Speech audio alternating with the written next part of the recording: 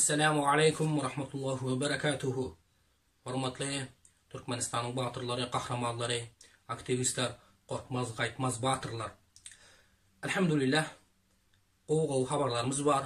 Elhamdülillah, qoğu tazeliklerimiz var. Müminler üçün, Türkmenler üçün qoğu haber, diktatör kapırlar üçün yaman haber. Önümüzdeki 11 sentyabrda ya da 12 sentyabrda İstanbul'da bir proteste geçecek oluruz. Bir kıskacık basın açıklama edip bütün dünyaya sesimizi duyuracak oluruz inşallah. Şu an sizin bir maslahatınız gerek olur. Sizin bir dana fikriniz gerek olur. Şu protestlerini haçana koysak 11 sentyabrda ya 12 sentyabrda mı koysak ya saat neçede koysak şu hakkında bir sizin bir fikriniz gerek olur. Sizin bir dana akıllı ideyalarınız gerek boltu diye de boluyor. Hormatly batırlar, kahramanlar inşallah Teala Rabbil Alamin şu 3 yerde oğlanlar bilen gepleşip dururuz. Şu 3 meydanın birisinde edinlip aytıtı yukarıda ağalarımız, zatlarımız, Türkiye'nin içindeki polis ağalarımızdan hem aytıtı. Konsolosluğun yanına hazırlıkça gelmen durum. Son gelirseniz yani hazırlıkça şu başka yerlerde edinlip aytıtı. Şu 3 tane meydanı bize maslahat berip dur. Birincisi Yenikapı metroda, Yenikapı meydanında. Eğer sizler razı olsanız şöyle de veririz. İkincisi Zeytinburnu'nun meydanında. Zeytinburnu meydanı var ekeni parkında. Şöyle hem etseniz böyle deyip dururlar. Üçüncüsü Taksim meydanına deyip ayıp dururlar. Şunun için kahramanlar, batırlar. Sizler haysi sizlere bir qoğu olan olsa sese koyalım, saylağı yolu veren, geniş yolu veren. Çünkü biz Müslümanlar maslahatlaşıp öz işlerimize diyoruz. Kur'an-ı Kerim'imizde bizim Türkmenlerin mukaddes kitabında hem ve emruhum şura beynehum diyor. Allah Azze ve Celle bizler yoktan var eden Rabbimiz aydiyor ki müminler, Müslümanlar öz işlerini edenle maslahat yolu veren, geniş yolu veren ediyor deyip aydiyor.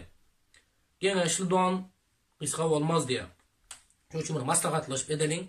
İstesenizler 11 sentyabra koyalım ya olmazsa 12 sentyabra koyalım inşallah. Bunu sizler şu aşağıda şu bizim numara yazıp koyuyoruz. Şuna Telegram'dan ya olmazsa WhatsApp'tan telefon edip ses koyup yazıp koyuveringler. Sonra hemmesini cemlep bir yere koyup ses yolu veren haysının sesi.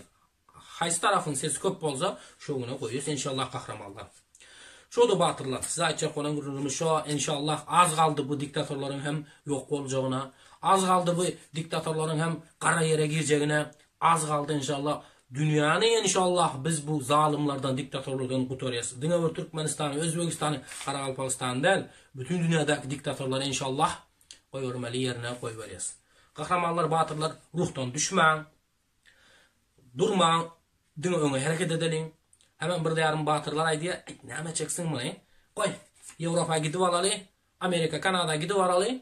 Şu anda baralı, şu anda barsak oldu. Näme? O beşisi alalı, şöyle yaşak gidiveral diye burada yarımlar aydiye. Yok dostlarım. Bizler Avrupa'ya gitmeyiz. Biz Amerika, Kanada gitmeyiz. Mecbur kalmadıkçamız, bizi bir berde urup öldürüvermedikçe bir yerden çıkmayız. Elhamdülillah Türkiye'de rahat gezip yiyoruz mu? Doğru. Pul biraz azırak mı? Azırak. Yani biz bir bol hareket etsek Türkmenistan'da bu diktatör yok etmemiz gerek. Eğer sen Avrupa'ya gitsen, sen Amerika'ya gidip kalsan, Türkmenistan'da bu haram itten olan diktatör kurban oluyor. Kim yok ediyor? Şunun için 15'ten zat gerekler. Eğer mecbur olsanız tamam gidiveriniz. Problem yok. Mecbur olsanız hiç kim yamanın görüntürüne. Yani hazır bir imkanımız var. Şu Türkiye'nin içinde bir güç olup, bir ulu güç olup adamların inşallah beynisini açıp, adamların kalbini, yüreğini, yolunu açtığı inşallah bu diktatör kurban olurdan 10 tane oğazı hemmesini karağımı gömüp taşlayat nesip etse. Şunun için kahramanlar, batırlar ökökinen koyalım, hareket edelim, durmalın, nesip etse yakinle qoğu haberler oluyor. Hiç kaçan ruhtan düşmeyin. Çünkü bizim mukaddes kitabımızda hem işe ruhumuzun belent olmalısını, niyetimizin qoğu olup, hiçbir zaman biz pessimist bolmalı değildiğimizi Rabbimiz aydiye. Şunun için biz Allah'tan bolca umidi kesmeli değiliz dostlarım. Çünkü Allah'tan umidi kesilmiyor. Çünkü Rabbul Alamin o baki. Bir de yarımlar aydıp dur. Ayinni ne oldu? Protesto etutuz hiç geri tasiri bolanak demiyor. Yo elhamdülillah tasiri boldu. Sen diktatörü getlemeğin öz olakon gel. 10 yılın, 5 yılın diktatöre bir yıl köp adam getleyebilmedi. Diktatöre karşı oylama bilmedi adamlar. Allah razı olsun. Bir de yarım kahraman ağalarımız aydıp proteste çıkmamızı bize maslahat edip çıkıp bu diktatora karşı geplep başladık mı? Elhamdülillah adamların aklına, beynisinde Gurbangulu hem bir adam ekeni, bir mahluk ekeni, bir ilah dal ekeni, bir Huday dal ekeni, mı gepten adam ölmeyen ekeni deyip adamların minenesi oy fikri ütkedi.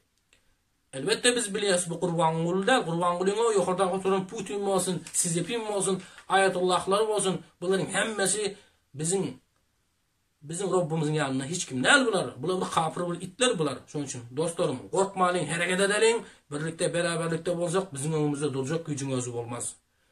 Kahramanlar şudu. İnşallah sizlerin cevaplarınıza karışık kalıyız. Birlikte hareket edelim. Ana elhamdülillah. Önümüze hepteler hem Türkmenistan'ın halk hareketi bolup, Türkmenlerin halkının hareketi bolup, bir protesto kurup yatız. Allah azze ve celle utandırmasın inşallah. Qaygatmanglar inşallah. Hemmizat qowwali. Bir gün diktator kazanar, bir gün elbette bizleri kazanıyız. Yani biz hiç kaçan mağlup olmayız.